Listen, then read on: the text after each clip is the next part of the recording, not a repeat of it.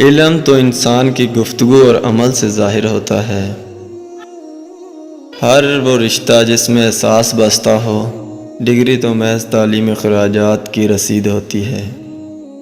گناہ زہر کی مانند ہے، جو کم ہو یا زیادہ ہر صورت میں نقصان دہ ہے۔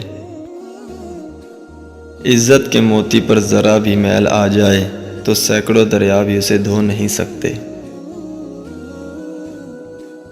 سب سے اچھی زندگی تو وہ بسر کرتے ہیں جو اپنی ضرورت پوری کرنے کے لیے اللہ کے سوا اور کسی پر بھروسہ نہیں کرتے۔